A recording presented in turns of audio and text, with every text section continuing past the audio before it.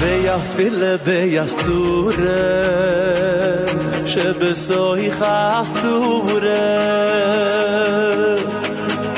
בוודאי גם שם נמצאו השם יסבור בבלעם שהוא בחינת דעת דקליפה כמו שדרשו חכמינו ז"ל על פסוק לא קם כמשה. Bilaam, que lui s'appelle le Da'at de la Klippa, comme c'est écrit qu'il ne s'est pas levé quelqu'un comme Moshe. Et alors c'est écrit dans Israël il n'y a pas eu, mais dans les nations il y a eu. Et qui c'est Bilaam, qui Moshe au Da'at, parce que Moshe c'est le Da'at, c'est la conscience d'Hachem, ou la Zénigra d'Oro d'Ordea. Comme on a dit hier, que c'est pour ça que sa génération, ça s'appelait une génération de Déa, c'est-à-dire une génération où les gens ils avaient la conscience d'Hachem. Quand maintenant Moab, ils ont demandé un conseil à Midian, ils leur ont dit toute la force de Moshe Rabbeinu, c'est uniquement dans la bouche, tout l'homme Israël, sa force elle est dans la bouche. Qui a Pehud Galut Adat, parce que la bouche c'est ce qui révèle la conscience. Amar Moav, Af Anu Navo Alehem Be'adam Shekocho Bape. Donc ils ont dit, puisque c'est comme ça, alors nous aussi on va les attaquer avec quelqu'un qui a de la force dans la bouche. Kiu Gamken Da'at de Klippa, parce que lui aussi il s'appelle Da'at de Klippa Bilam, c'est-à-dire comme il a une conscience, il a une certaine conscience d'Hachem, mais dans le négatif,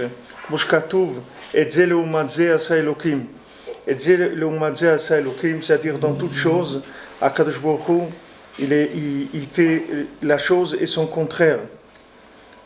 Que de la même manière qu'il y a Moshe dans la Kedusha, alors dans la Klippa aussi, de l'autre côté, il y a la même intensité de conscience négative, c'est-à-dire que il va y avoir autant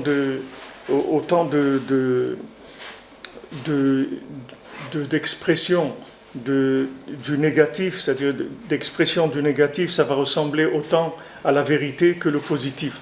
C'est-à-dire que du côté de Bilam aussi, il va avoir des discours, il va savoir parler qu'il va révéler un da'at de Klippa qui est juste l'opposé du da'at de l'Akdusha. Et en général, ça commence comme ça, c'est-à-dire que ça commence toujours par, quand il y a une chose qui arrive de nouvelle, de quelque chose de nouveau dans le monde, ça commence en général toujours par l'autre côté. C'est-à-dire c'est en général la révélation négative, et après de ça, il y a le positif qui se révèle. En général, c'est toutes les choses, elles sont utilisées d'abord dans le monde négativement, et après elles sont utilisées positivement. Même le monde dans sa généralité, il a d'abord été utilisé négativement, c'est-à-dire que les premiers hommes, ils ont interprété le monde que dans le négatif, c'est-à-dire comment profiter, comment avoir du plaisir, etc. Et ensuite, il y a eu la venue du Da'at, c'est-à-dire le Da'at, c'est pas lui qui dominait. Normalement, si le Da'at il avait dominé, alors le Da'at de Kedusha, alors Noach il aurait dû normalement être l'homme le plus écouté de la génération. Mais en général, c'est le contraire. Comme a dit la Gemara dans Psachim, elle dit qu'il y a une rue où il y a deux rangées de magasins, des boucheries, et il y a des boucheries qui vendent de la viande qui est avariée, de la viande d'animaux qui sont morts depuis longtemps, et il y a une boucherie de l'autre côté qui vend de la viande fraîche, et il dit que la boucherie où ils vendent de la viande avariée, alors elle est pleine, tous les gens ils achètent là-bas, et là où ils vendent de la viande fraîche, il n'y a presque personne qui achète. Il dit, pourquoi c'est comme ça? Parce que le monde il fonctionne comme ça, c'est-à-dire que les gens ils vont d'abord vers le négatif, et une fois maintenant qu'ils réalisent ou bien qu'il se passe des choses qui leur font prendre conscience que peut-être ils sont en train de se tromper, peut-être que c'est pas tout à fait ça. Alors ils reviennent vers la vérité. C'est-à-dire qu'une fois qu'il y a eu des chocs, alors ces chocs-là, ça ouvre le cœur, ça ouvre les oreilles. Les gens ils commencent à écouter un petit peu et à dire voilà, peut-être qu'on s'est trompé, peut-être que c'est pas comme ça qu'il fallait penser.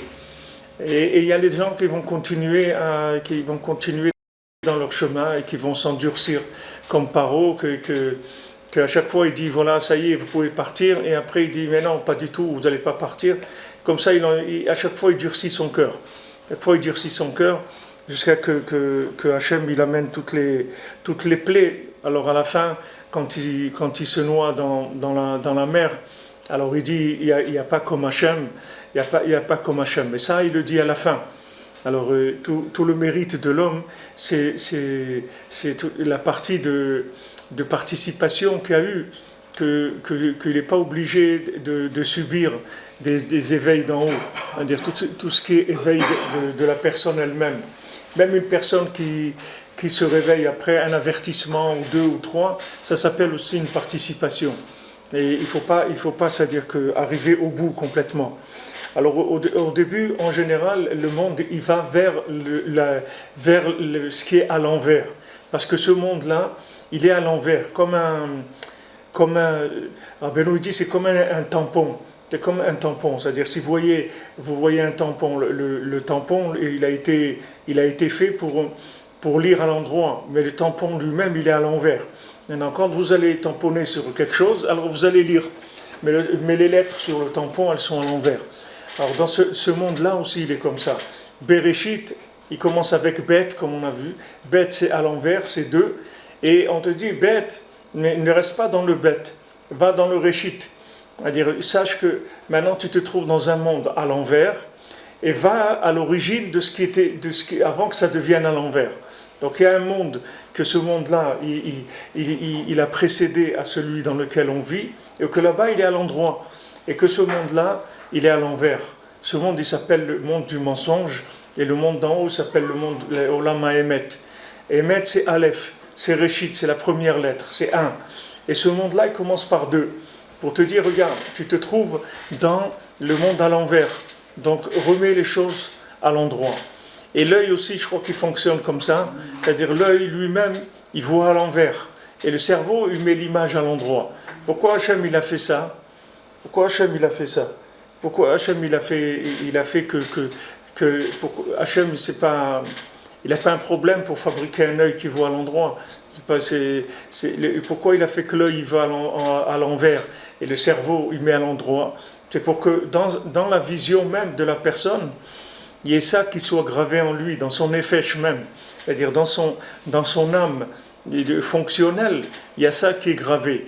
Que sache que tout ce que tu vois, ton œil il le voit à l'envers et ton cerveau il le met à l'endroit. C'est-à-dire que maintenant sache que toutes tes interprétations de la vie, en général, elles sont à l'envers.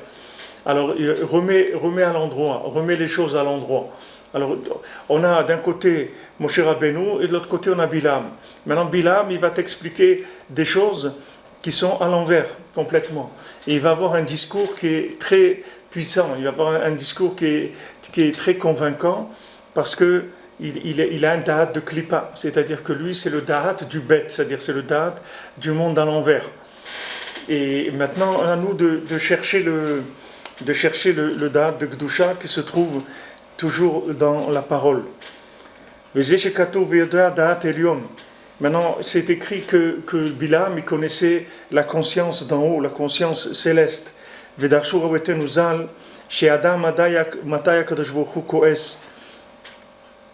C'est-à-dire que qu'est-ce qu'il savait? Il savait Bilam quand est-ce qu'Akadosh Baruch Hu il est en colère sur le monde. Parce que maintenant, quand le da'at il n'est pas installé, quand la conscience elle n'est pas instaurée comme il faut dans l'individu, alors il y a de la colère. Comme c'est écrit que tout celui qui se met en colère, alors sa conscience s'en va. Quand il se met en colère, il perd la conscience. C'est-à-dire que maintenant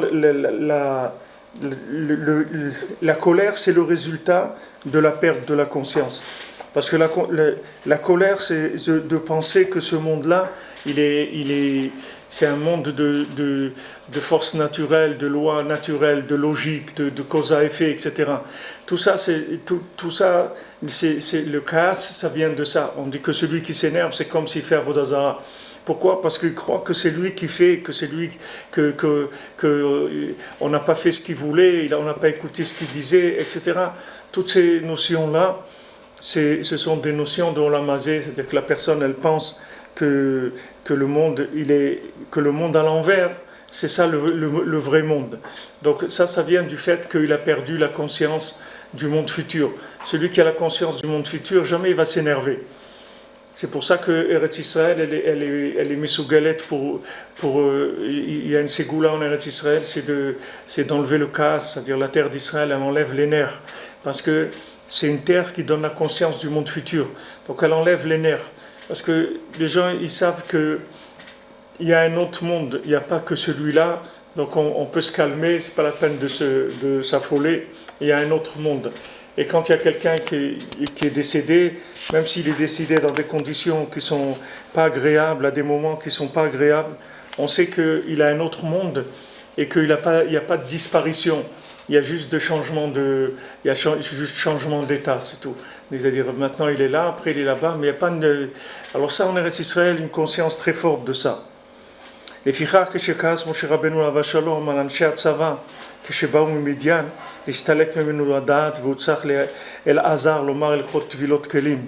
C'est pour ça que quand Moshe Rabbeinu עליו השלום il s'est mis en colère sur les gens qui sont venus de Midian, c'est-à-dire que l'armée quand les soldats ils sont partis faire la guerre avec Midian, alors ils n'ont pas tué les femmes et les enfants, ils les ont pas tués. Alors Moshe Rabbeinu il était en colère, il dit comment ceux qui ont fait fauter le Ham Israël, vous les avez laissés vivants. Alors il s'est mis en colère. Quand il s'est mis en colère, alors le Da'at est parti, c'est-à-dire il a perdu la conscience des choses. Et c'est pour ça que Elazar, c'est lui qui a dit les halachot de Tvilat Kelim. C'est-à-dire que du moment où il a eu du casse, alors la Chokhma, elle l'a quitté, et donc il avait plus les moyens de pouvoir dire la halacha.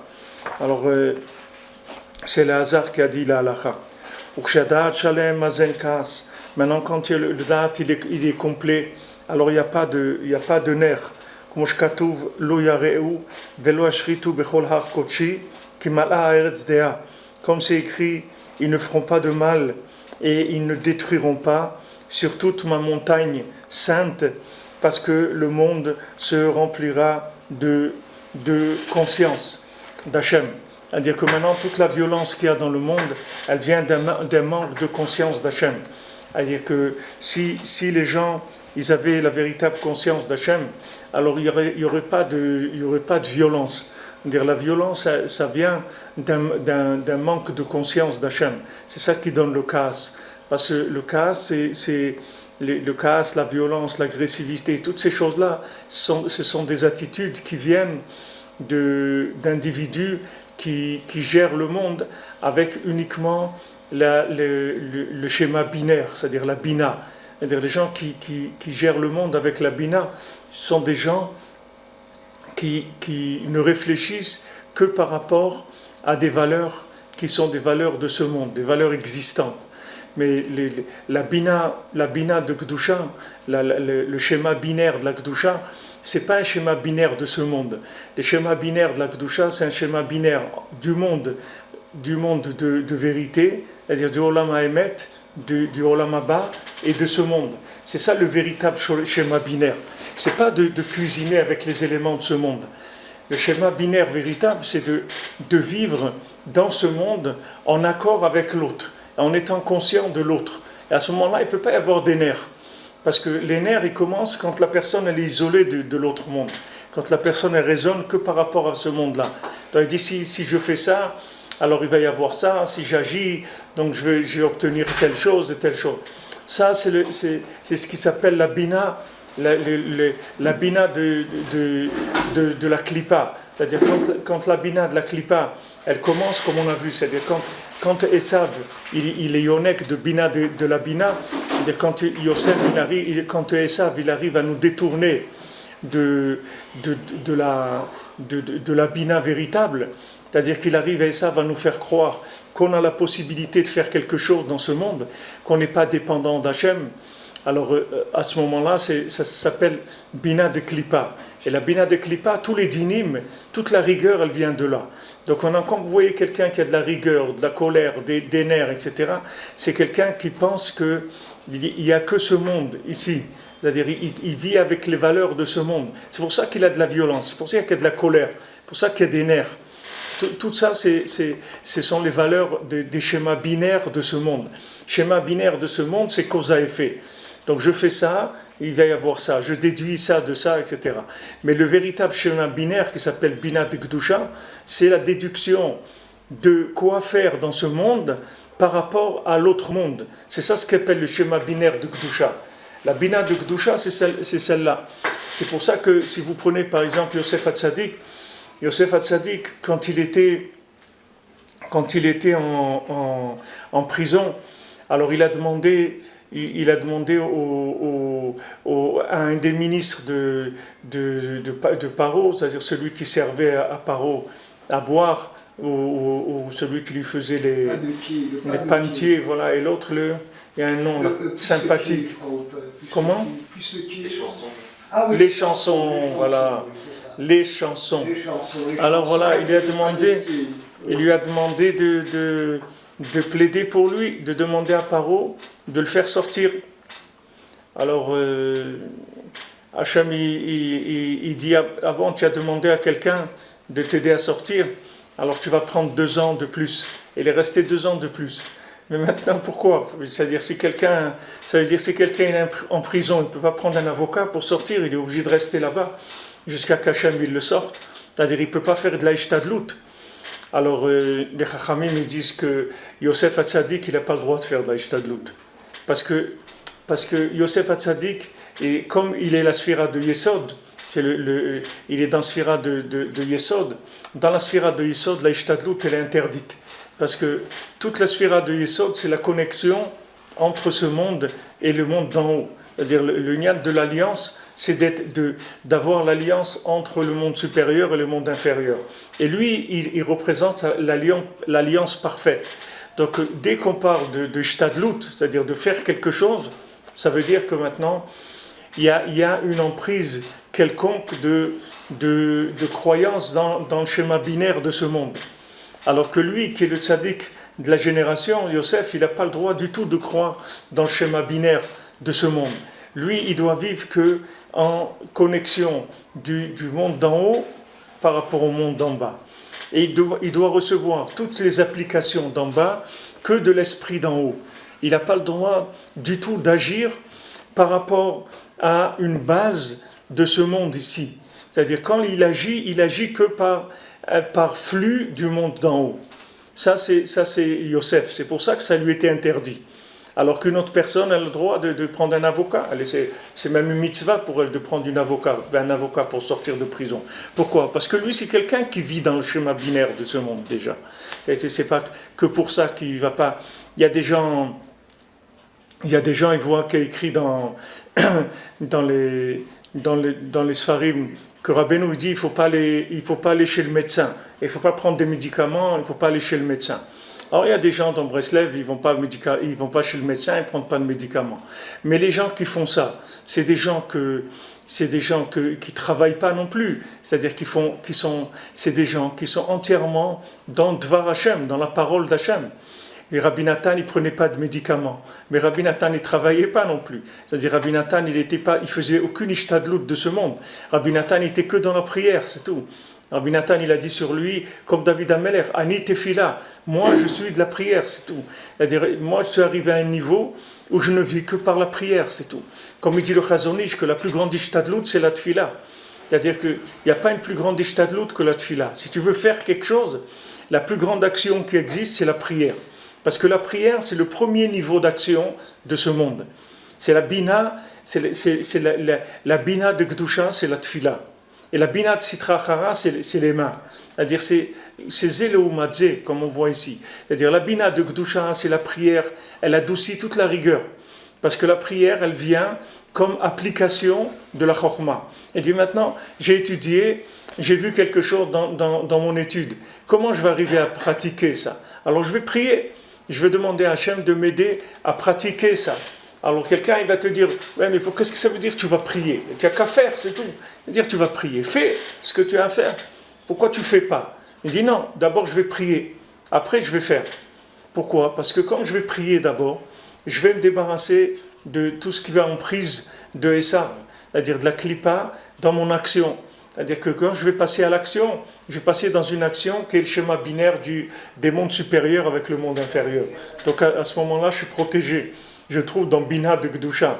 Mais si maintenant je commence avec les mains, alors tout de suite ça devient Bina de Sitra Achara, c'est-à-dire la Bina où tous les dinim, ils sont nechaz, tous les dinim se prennent dans la Sitra Achara. C'est-à-dire que maintenant, si les gens ne comprennent pas qu'est-ce que c'est ce monde, à quoi il sert, alors il y a beaucoup de dinim qui viennent dans le monde. C'est-à-dire ça amène beaucoup de rigueur. Et il y a quelqu'un il m'a envoyé une lettre il y a quelqu'un qui a perdu un proche de sa famille dans les attentats qu'il y a eu à Paris. Alors il a écrit une lettre comme ça où il disait aux terroristes, voilà, vous croyez que ce que vous faites, c'est ce que Dieu veut. Dieu, ça représente la vie. Et la vie, c'est ça. C'est ce que ces gens-là, ils faisaient quand ils étaient dans ce concert, ou quand ils étaient dans une terrasse de café. Et c'est ça la vie, et vous ne nous enlèverez pas la liberté, la vie, etc. Alors tout un discours de quelqu'un qui a la tête à l'envers complètement, c'est-à-dire il n'a pas compris qu'est-ce qui se passe, il n'a pas compris que dans ce monde, il n'y a pas de liberté, ça n'existe pas la liberté. La liberté, tu peux parler de liberté si tu avais créé le monde et tu t'étais créé toi-même. Tu peux parler de liberté. Mais ni le monde tu l'as créé, ni tu t'es créé toi-même. Quelle liberté tu vas avoir? Il n'y a pas de liberté. Tu veux savoir s'il y a de la liberté? Roule à 300 à l'heure sur l'autoroute, tu vas voir qu'il n'y a pas de liberté. Tu vas voir que tu vas te faire arrêter par des gens. Ils vont t'enlever le permis de conduire. Et tu ne vas plus conduire dans ta vie, c'est tout. Alors où est la liberté? Quelle liberté? Tu n'as pas de liberté. Tu es dans un système, il y a des lois, oui. Tu ne peux pas faire ce que tu veux, tu n'es pas dans l'anarchie. Il y a des lois dans ce monde, d'accord? Il y a des lois, de chaque pays, il a mis en place des lois. Ces lois, tu es obligé de t'y plier. Alors c'est exactement pareil. Sors maintenant du pays, va un peu plus haut. Il y a un créateur qui a créé un monde. Dans ce monde-là, il a mis des règles du jeu. S'il ne peut pas changer les règles du jeu, l'homosexualité, c'est interdit. L'adultère, c'est interdit. Il y a des choses que Hachem, il a interdites. Il a interdit parce que lui, c'est le gérant du monde. Il a créé, il sait comment il marche ce monde. Si maintenant tu fais ces choses-là, tu détruis son monde. Donc si tu détruis son monde, il ne va pas te laisser détruire son monde. Donc il va t'arrêter à un moment. Alors si tu n'as pas compris ça, c'est que vraiment tu marches à quatre pattes si tu n'as pas compris ça. C'est-à-dire que tu es un animal, tu n'es pas un être humain. N'importe quel être humain sur Terre, tu lui expliques, il comprend. Ce n'est pas difficile, puisqu'il comprend qu'il y a des lois dans le pays, et la plupart des gens, 90% des gens, ils se plient aux lois. Il y a des hors-la-loi, il n'y en a pas beaucoup. Des gens qui sont fichés la plupart de la population, elle n'est pas fichée en faisant c'est pas des délinquants. La plupart des gens, ils se plient, ils voient un feu rouge, ils s'arrêtent, ils roulent pas, ils payent ce qu'ils doivent payer, ils payent ses tickets quand ils montent dans le métro, ils suivent des règles. C'est naturel chez l'homme. Quelle liberté il y a? Il n'y a aucune liberté. Il y a un espace de liberté dans lequel on t'a laissé. Là-dedans, tu fais ce que tu as à faire. Ben Hachem, c'est pareil. Il t'a laissé tout ce qui est Klipat Noga, comme on a étudié. Il t'a laissé tout ce qui est ambivalent dans ce monde, qui peut être inclus dans la Kedusha ou pas. Et là, tu fais ce que tu veux. Quand tu manges, tu veux manger et récupérer des éléments spirituels qu'il y a dans la nourriture, tu peux. Tu veux pas récupérer des éléments spirituels, tu veux que la nourriture, elle te rende plus animal que ce que tu étais. Tu es libre. Là-dedans, tu es libre, tu fais ce que tu veux. Mais il y a des choses comme on dit, qui sont éliminatoires. C'est-à-dire éliminatoires. C'est des choses que tu ne peux pas. Si tu fais ça, ça t'élimine. C'est-à-dire que si maintenant tu dépasses certaines choses, alors Hachem il vient et il est obligé de mettre en marche un système de protection. Maintenant, ce système de protection, quand on voit ça, ça veut dire que quand on voit qu'il y a de la violence, même quand on voit de la rigueur qui vient d'en haut comme ça, il faut savoir qu'on se trouve dans un moment qui est pré-messianique, parce que messianique, il n'y a pas de violence. C'est-à-dire que Mashiach, il va parler. Mashiach, il ne va pas frapper les gens. Il ne va pas tuer des gens. Mashiach, il va faire que parler avec les gens. Seulement que pour que les gens ils écoutent le Mashiach, il faut qu'ils soient en position où ils vont écouter. Pour qu'ils se mettent en position d'écouter, il faut les secouer pour qu'ils écoutent. Parce que des fois la personne elle est tellement elle a tellement la tête dans le caniveau qu'elle n'entend rien du tout. C'est-à-dire elle veut rien entendre, elle est lancée sur sa consommation et ses trucs et elle s'arrête pas. Maintenant il vient quelque chose d'en haut, tac, ça arrête le système. Il n'y a plus de spectacle, il n'y a plus de cinéma, il n'y a plus de trucs, tout le monde reste chez soi, les amis, la fête est terminée pour l'instant. Pour l'instant, on se calme. Alors, quand il y a ces moments-là de calme, les gens, ils ont une certaine ouverture pour entendre autre chose que ce qu'ils ont, la poubelle dans laquelle ils ont la tête toute la journée. C'est-à-dire, ça aère un petit peu. Ça aère un peu les poubelles, ça fait un petit peu d'aération momentanée, ça calme un petit peu. Et ça rend réceptif. Ils se sont retrouvés en France hier, ils ont fait l'assemblée avec la Constitution. Ils ont fait un rassemblement de tous les hommes politiques, ouais. tous les parlementaires, ouais. au Parlement, c'est-à-dire dans l'endroit de la Constitution. Ouais. Là où se votent les lois. Donc il y a un problème de loi, il faut qu'ils changent il faut qu'ils changent la loi. Les règles doivent changer. À la source, il y a quelque chose qui ne va pas à la source. Dans les lois, quelque chose qu'il faut changer, il faut faire tchouva, c'est tout. Il faut revenir vers un système qui est viable, qui est accepté par le Créateur. Sinon, ça amène des dynimes dans le monde.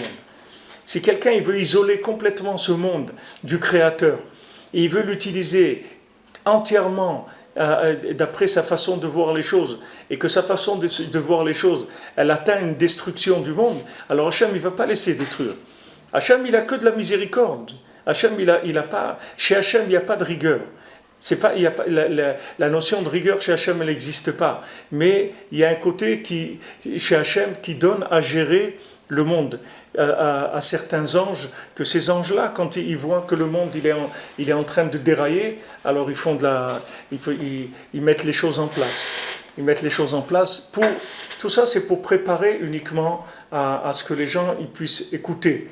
C'est pas que ça va amener un changement. C'est pas la chose elle-même qui va faire changer, mais ça va faire que les individus, ils vont voir comme ça des jeunes, des gens qui ont étudié, des gens qui avaient fait, des gens qui ont passé des années à faire des études, etc., qui sont arrivés juste au début, vous allez commencer à vivre mamash, et à ce moment-là, leur vie elle se termine. Alors ça choque. C'est-à-dire que si quelqu'un il voit des personnes qui ont plus de 90 ans, qui sont décédées, bon, les gens, ils sont pas choqués par ça.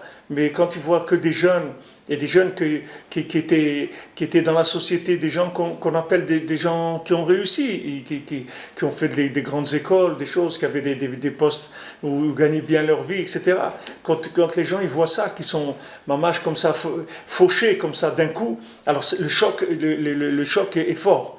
Alors ce choc-là, automatiquement, la personne, ça lui montre qu'il y a une absurdité dans ce monde. Il y a une absurdité. Quelle est l'absurdité ? L'absurdité, c'est que tu crois que ce monde, il a une valeur en lui. Mais regarde, il n'a aucune valeur puisque quelqu'un Il s'est investi, il a été à l'école, ses parents ils sont occupés de lui, sa mère elle a porté 9 mois dans son ventre avec tous les trucs, et il a vécu enfant, et combien de souffrances il a eu, combien des copains il a embêté, combien il est tombé malade, etc. Il allait à l'école tous les matins, qu'il fasse froid ou qu'il fasse chaud ou que n'importe quoi, et après il a fait des études, combien des parents ils sont sacrifiés pour ses études, combien ils travaillaient pour une bourse, des trucs, pour arriver à avoir un diplôme, etc. Maintenant qu'il est prêt à fonctionner, boum, il s'en va. Donc tu vois qu'il y a une absurdité. Ça frappe la tête, c'est-à-dire ça donne un coup dans la tête. C'est-à-dire ça casse la logique. C'est-à-dire c'est un point d'interrogation. C'est-à-dire il dit attends, il y a quelque chose qui est absurde là-dedans. Même si tu dis c'est les autres, c'est des fous, etc. Mais même s'il y a des fous comme ça dans le monde, alors il y a une absurde, tu vois qu'il existe une absurdité dans le monde. Donc maintenant, pourquoi tu vas aller à l'école? Pourquoi tu vas apprendre un métier? Pourquoi tu vas faire tout ça? C'est-à-dire il y a quelque chose qui ne marche pas. Si maintenant tu as une garantie d'exploitation de tout ce que tu t'es investi sur, disons, au moins 30-40 ans, pas de problème. On investit 4-5 ans, et après pendant 40 ans, on va bien vivre. Ça c'est logique, il n'y a pas de problème. Mais si maintenant tu vois quelqu'un, tellement il a développé, après c'est rasé d'un coup, il y a une absurdité. Cette absurdité-là, elle explose le schéma binaire de ce monde. Elle explose la déduction de la logique. C'est-à-dire la logique déduit de ce qu'il y a dans ce monde, ça l'explose. Et quand cette logique elle est explosée, tout de suite le cœur il est ouvert à pouvoir recevoir un message qui est de la émouna. C'est-à-dire de commencer à chercher et à se dire tiens, il doit exister autre chose. Il doit exister autre chose. Ça peut travailler dans carrément le sens inverse. Oui, aussi, bien sûr. Bien sûr. Ça veut dire pourquoi des méchants ils peuvent vivre et faire n'importe quoi, et des gens qui vivent et ils peuvent pas être, ils n'ont pas le droit ils partent comme ça. Il n'y a aucune logique. Oui, Pourquoi mais... tous les rachats ici, que ces gens-là c'est des boariens qui viennent, qui tuent des gens sans. Mais aussi c'est des maladies, ils ont des tabots de sang, de tuer. Oui, mais c'est encore plus grave que quelqu'un qui a une tabot par rapport à son corps. Mais ça, c'est pas notre problème. C'est pas ton problème à toi. Ton problème à toi, c'est que tu penses que ce monde, il est sécurisé, un minimum sécurisé. Alors, Hachem, il veut te montrer qu'il n'est pas sécurisé, ce monde. Ce monde, il n'est pas sécurisé dans tous les cas. Il y a des limites, c'est tout. Que maintenant, ces limites-là, elles vont pas permettre qu'on aille au-delà de ça. Cette conscience-là, elle vient quand il y a un choc. Peu importe maintenant que le choc, il soit... comment la personne, elle interprète. Mais elle a eu un choc. Ce choc-là, il est là. C'est-à-dire que les gens, ils voient des jeunes, des trucs et tout. C'est un choc. Même si tu dis, alors on va continuer encore plus, mais le choc, il est là. C'est-à-dire maintenant la réaction, si maintenant tu veux faire comme Paro, que le cœur il s'endurcit, il n'y a pas de problème, mais si le cœur il s'endurcit, alors les plaies, elles sont pires aussi. Pourquoi Hachem il n'a pas commencé à frapper les premiers-nés dès le départ? Hachem, il aurait frappé les premiers-nés, il aurait tué tous les premiers-nés d'Égypte dès le départ. Pharaon, il aurait dit, allez, partez d'ici tout de suite. Mais Hachem, il ne voulait pas ça. Il voulait que ça soit progressif. C'est-à-dire que si une personne, elle réagit avec un petit peu de dinim, c'est-à-dire quand il y a un peu de rigueur, alors elle a un mérite par rapport à ce qu'il y a. Mais si maintenant la personne elle réagit parce qu'il n'y a plus le choix du tout, alors elle a pratiquement aucun mérite, puisque c'est plus, il y a plus de participation, il y a une évidence, c'est fini. Même si maintenant les gens ils vont réagir contre, ça fait rien, c'est pas le choc il est là. Après chacun il va interpréter à droite ou à gauche, mais il y a eu un choc. Ce choc-là, même c'est des chassadim d'Hachem qui s'habillent dans le dinim. Prise de conscience. Oui, une augmentation de la conscience par le fait que la logique, elle éclate. Et nous, tous dans notre vie, c'est la même chose. Quand quelque chose ne marche pas, c'est pour que tu sois conscient que dans ce monde, il n'y a rien qui marche si ce n'est pas Hachem qui décide que ça va marcher. Tu ne peux pas faire ce que tu veux ici. Même si c'est quelque chose de bien que tu voulais faire, il faut que tu aies un accord d'en haut pour que ça ait une valeur. Si tu t'es engagé maintenant à être dans la Torah, à servir Hachem, alors il faut que toutes tes actions, elles soient Bechol derchachecha de'ehu. Dans tous tes chemins, tu dois connaître Hachem. C'est-à-dire, tu ne peux pas connaître Hachem que dans la prière ou dans l'étude de la Torah. Il faut que tu vives aussi comme quelqu'un qui connaît Hachem. Tu vas pas dire comme certains, une fois malheureusement, une fois que j'étais au Beddin et que j'avais un din Torah avec un Dayan, pas un Dayan, un Rosh Kolel de Dayanout. Alors, il a menti dans le Beddin, c'est-à-dire il a menti, il a dit quelque chose de très grave, c'est-à-dire un mensonge très grave qui a changé tout le jugement des Dayanim à son avantage. Alors, quand on est sorti, j'ai parlé avec lui, je lui ai dit, regarde, mais tu crois pas qu'il y a un autre monde? Tu crois que ce que tu as fait maintenant, tu crois qu'après, tu vas pas devoir donner des comptes, tu crois pas qu'on va s'arranger sur ça? Tu crois qu'ici... Il m'a dit, écoute, l'argent, c'est pas la même chose. L'argent, c'est l'argent, mon ami. Il n'y a pas de truc. Pourtant, c'est quelqu'un, il a une barbe comme ça, il enseigne la Dayanout, c'est-à-dire c'est quelqu'un de très érudit dans la Torah. Il a un kollel où il forme des juges de la Torah. Et pourtant, il dit, regarde, moi la Torah, c'est jusqu'à l'argent, c'est tout. L'argent, l'argent, il n'y a plus. S'il y a une perte d'argent, alors il n'y a pas.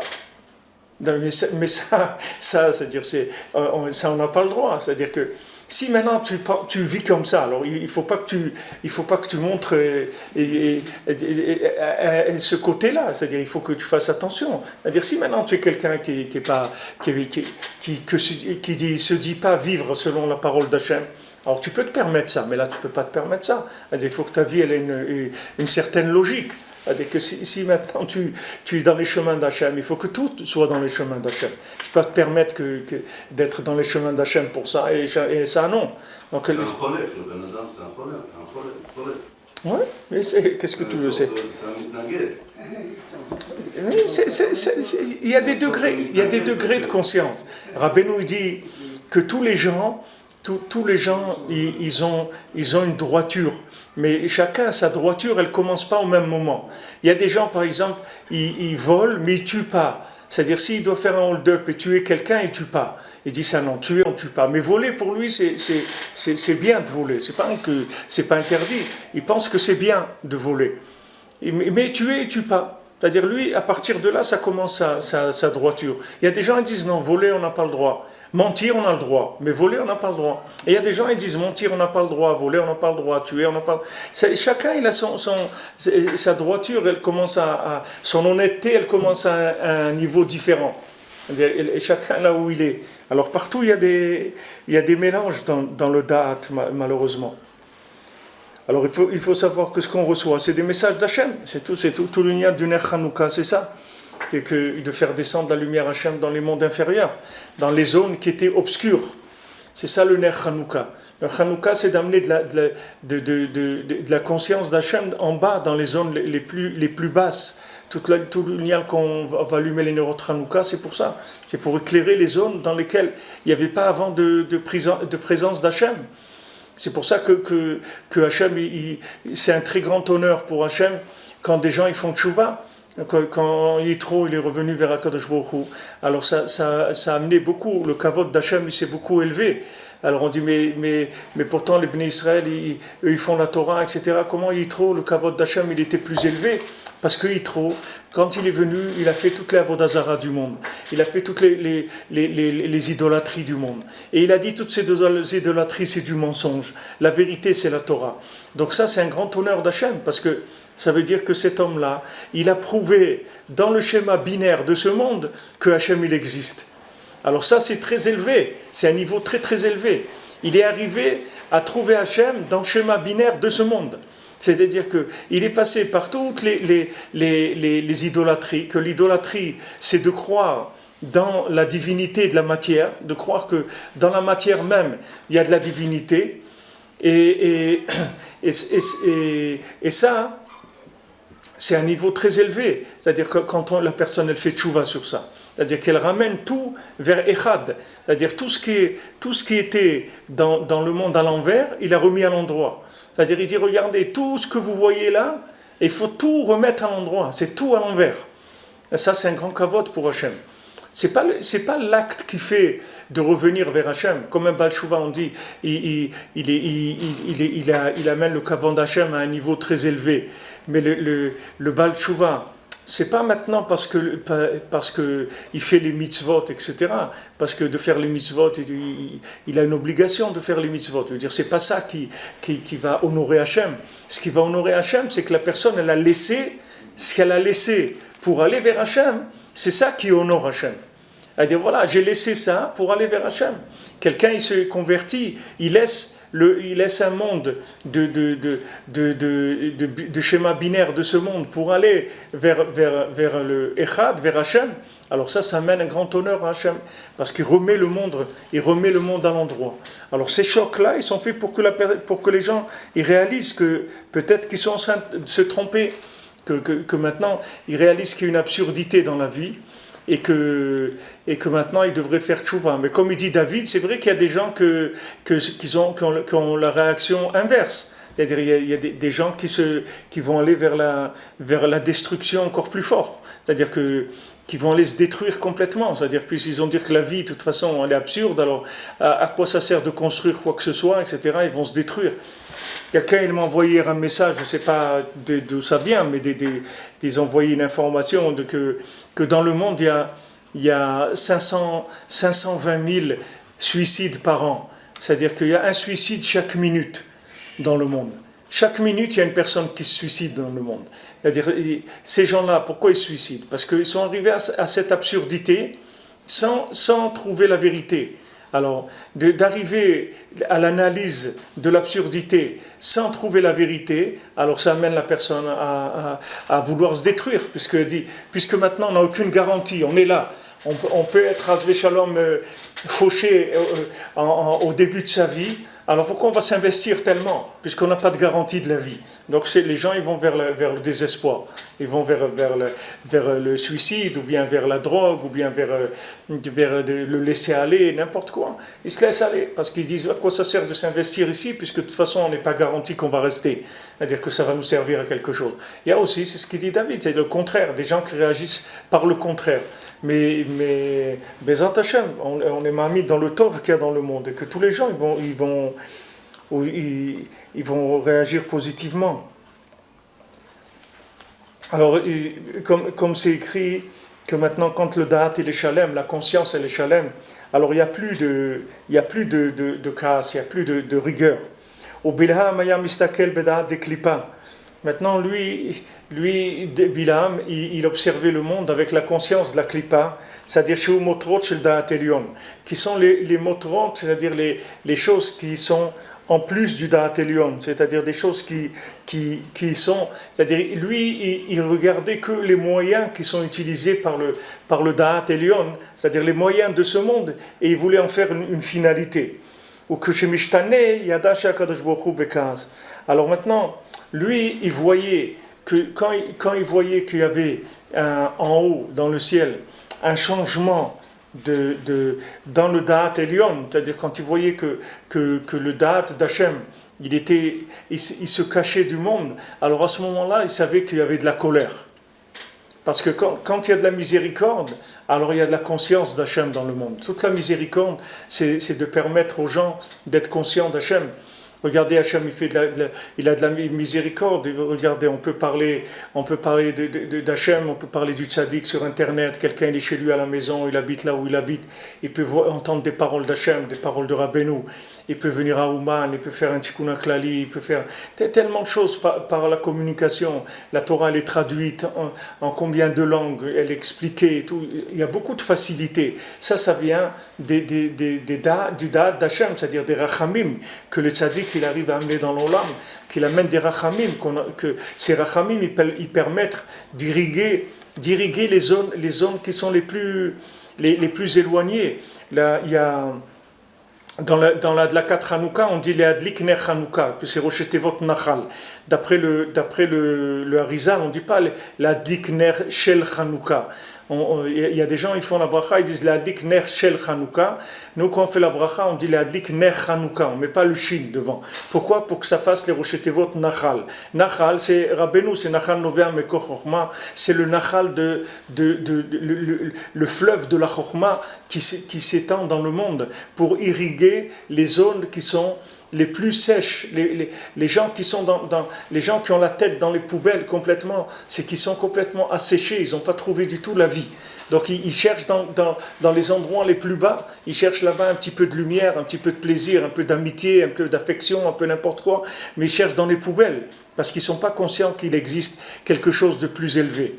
Et Rabbi Nathan, il a écrit, parmi les halachot que Rabbi Nathan il a écrit, alors la dernière halakha qu'il a écrite, elle est dans le Chod Rosh Chodesh, et il a écrit, là-bas c'est une halakha sur la Mishnah qui dit que Mashkin bet Ashlachin Bamoed. C'est une Mishnah dans Moed Katan qui dit que Mashkin bet Ashlachin, on a le droit d'arroser des endroits qui sont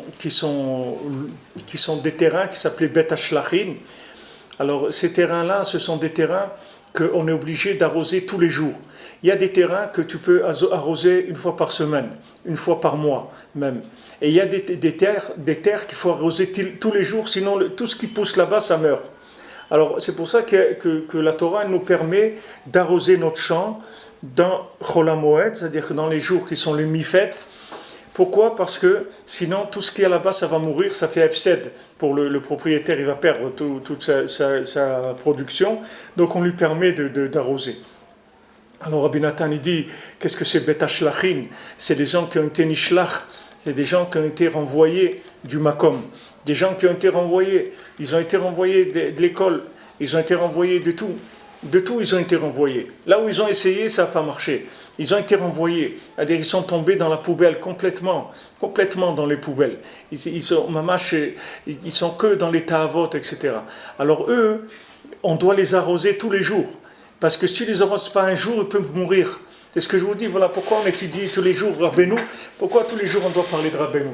Parce qu'on ne sait pas que si on parle pas de Rabbeinu un jour, on ne sait pas ce qui peut nous arriver. Parce qu'on est asséché, c'est-à-dire on ne sait pas. Il y a des gens, tu les vois, pitom, ils sont à l'hôpital, ils ont été déshydratés. Et comment ils ont été déshydratés? Et la personne, elle ne s'est pas rendue compte qu'elle ne buvait pas assez par rapport à la température extérieure. C'est-à-dire, il y a des gens, ils ont besoin de boire, je ne sais pas, 2 litres par jour. Et il y a des gens, ils ont besoin de boire moins. Mais il y a des gens, s'ils ne boivent pas 2 litres par jour, c'est une sakana pour eux. C'est-à-dire, ils peuvent se retrouver déshydratés à l'hôpital, c'est dangereux. La déshydratation, c'est très dangereux. Maintenant, spirituellement, il y a des gens déshydratés. Il y a des gens déshydratés, que maintenant, ils ont soif de vie. Et maintenant, ce qu'ils ont trouvé, non seulement ça les a pas calmé la soif, mais ça leur a donné encore plus soif. Parce qu'ils ont bu de l'eau salée, ils ont bu des choses, ils ont été au bout, ils ont vu qu'il n'y a rien. Et ils ont été au bout des ta'avot, ils ont vu qu'il n'y a rien. Ils étaient au bout de la littérature, ils ont vu qu'il n'y a rien. Ils ont été au bout de l'art, ils ont vu qu'il n'y a rien. Ils ont été au bout de l'argent, ils ont vu qu'il n'y a rien. Alors, chaque chose qu'ils ont faite, ils sont arrivés à un moment, boum, ils voient qu'il n'y a pas de suite. Comme là, voilà, les gens, ils ont fait des études, des trucs, etc. Bam, bam, bam. Allez, voilà, ça y est. La vie, elle est terminée. Alors les gens disent, mais attends, mais c'est quoi ce monde-là?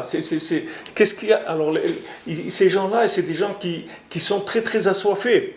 Alors il faut les arroser, c'est-à-dire qu'on les arrose dans le moed, c'est-à-dire que même que c'est moed, c'est-à-dire que maintenant on va prendre de la Torah, qui est une Torah très très élevée, qui est une Torah messianique, et on va arroser ces gens-là avec.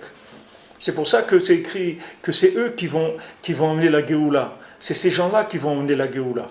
Maintenant, comment ça se fait que les gens qui étaient les plus assoiffés du monde, ça veut dire les gens les plus faibles, qui ont besoin d'être irrigués en permanence, qu'est-ce que ça veut dire qu'ils vont emmener la Géoula? C'est pas parce que ce qu'ils sont qui va emmener la Géoula.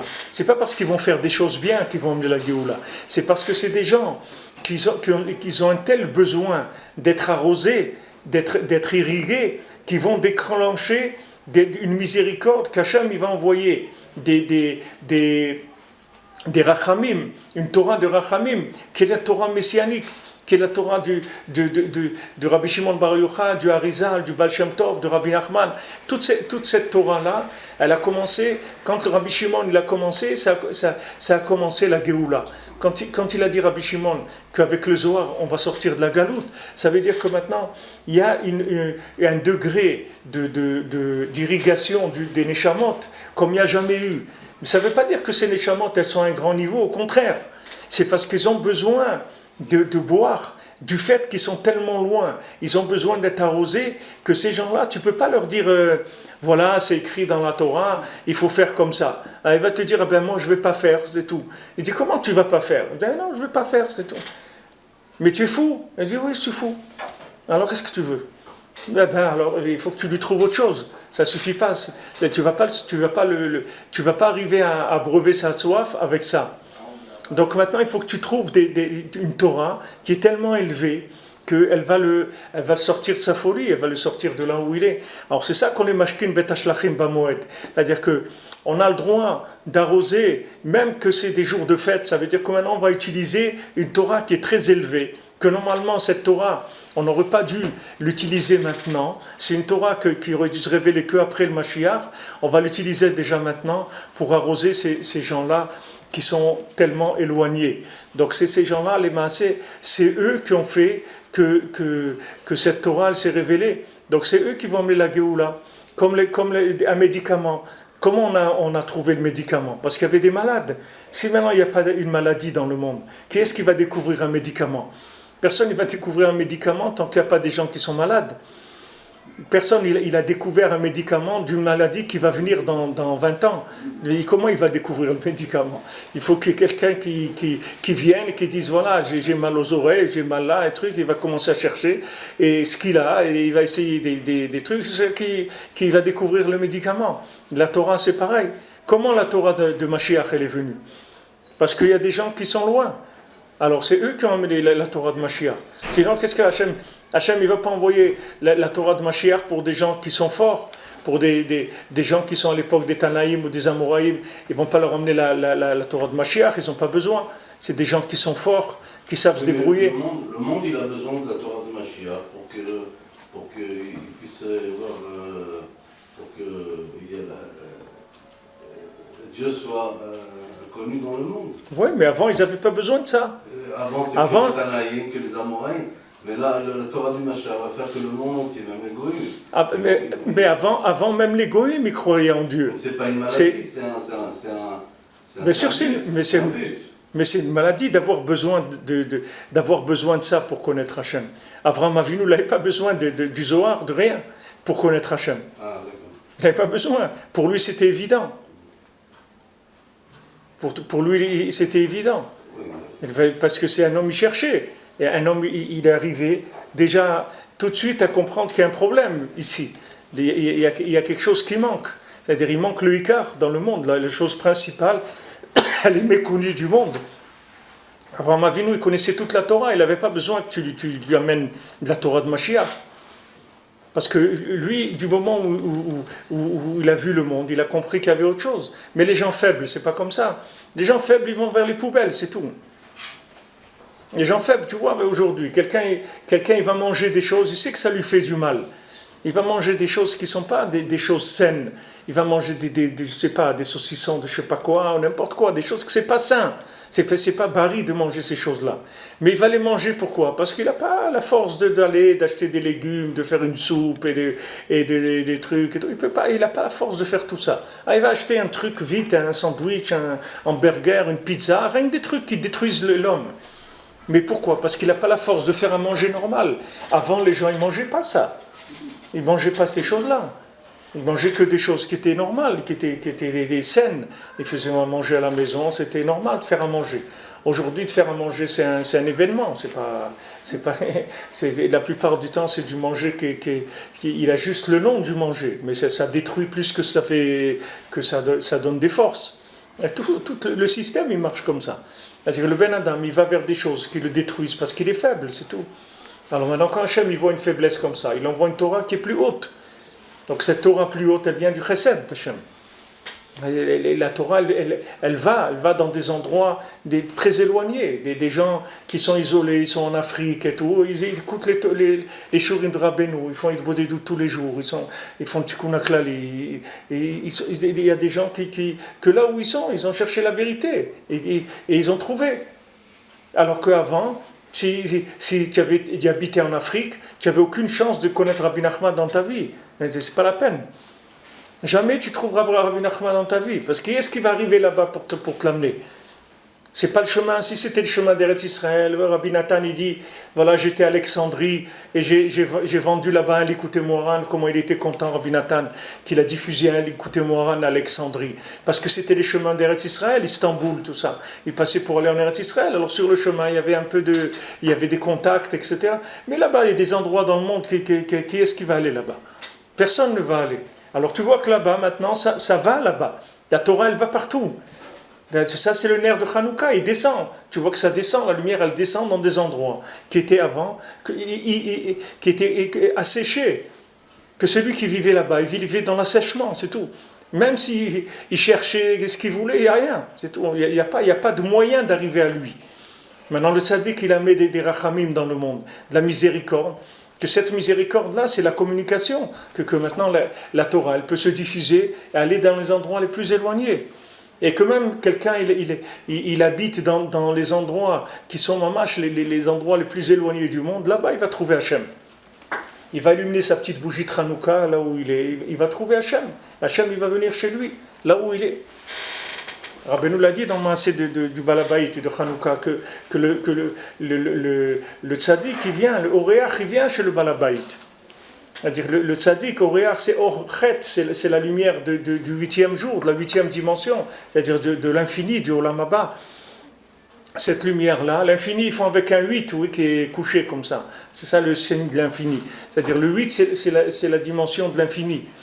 Alors, Orchet, ça veut dire que la lumière de l'infini, elle vient chez la personne. L'Oréach, il vient chez le Balabait. C'est-à-dire qu'il n'y a pas besoin de sortir. La lumière elle-même vient chez l'individu. Pour l'irriguer, pour lui amener de la conscience d'Hachem. Nimtsa chez Bilham Ouda de Klippa. Donc, Bilham, c'était la conscience de la Klippa. Maintenant, ces paroles, elles ont entraîné du niouf, c'est-à-dire le contraire de l'alliance. C'est-à-dire les paroles de Bilam, elles entraînaient le contraire de l'alliance. C'est-à-dire elles entraînaient la consommation à outrance. C'est pour ça que quand ils sont arrivés à faire la guerre avec Midian, Nehemar va yiktsof Moshe al pikudei Echaïl. C'est écrit que Moshe il s'est mis en colère sur les dirigeants de l'armée. Vayomer cheyitem kol nekeva. Est-ce que vous avez laissé vivant toutes les femmes? C'était elle qui était dans le plan de Bilam. Il a dit Bidvar Bilam, dans la parole de Bilam. C'est-à-dire la parole de Bilam, elle a entraîné ces femmes-là qui ont fait tomber les Bnei Israël dans la perversion. Bidvar Daika. Pourquoi Bidvar?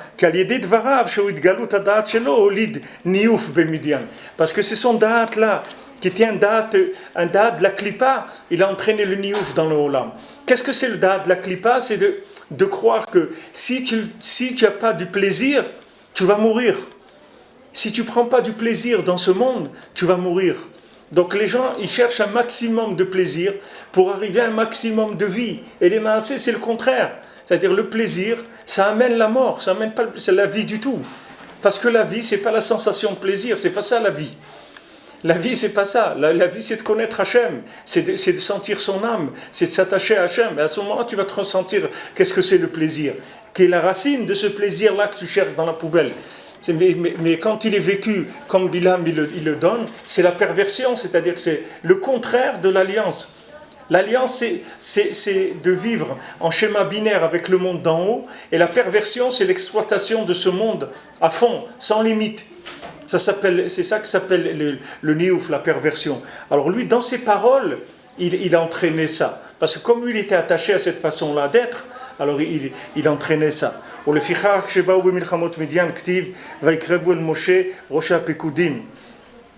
C'est pour ça quand ils sont venus des guerres de Midian, alors c'est écrit qu'ils sont approchés de Moshe, les chefs des bataillons de l'armée, Vayomru, Vanakrev et Korban Hashem. On va amener un Korban Hashem, le Chaper al Nafshotenu, l'Ifne Hashem, pour nous faire pardonner devant Hashem. Vedarshu Rabbeinu Zal, Shekach Amru, Afalpi, Shemide Avera Yatsanu, Mide Irur Lo Yatsanu. Alors ils ont dit, eux, les dirigeants, ils ont dit bien qu'on n'ait pas été, on ne soit pas tombé dans des avérantes, mais des mauvaises pensées on a eu. Ça veut dire que maintenant, c'est ce qu'on dit que Bilam, il est molid des Irurim de Niou, c'est-à-dire que lui, il entraîne des mauvaises pensées. Maintenant, ceux qui sont forts, ils résistent aux mauvaises pensées et il les chasse. Ceux qui sont faibles, avec les mauvaises pensées, ils tombent dans des actions qui ne sont pas bonnes. Mais en tout cas, ils disent qu'ils ont été obligés d'amener des corbanotes parce qu'ils ont dit que c'était tellement empesté, il a tellement pourri l'endroit que même eux qui étaient des têtes, des gens qui étaient capables, des gens forts, eux aussi ils ont été atteints par les mauvaises pensées. Ils n'ont pas fait de mauvaises actions, mais des mauvaises pensées ils ont eu, donc ils ont été obligés d'amener des corbanotes.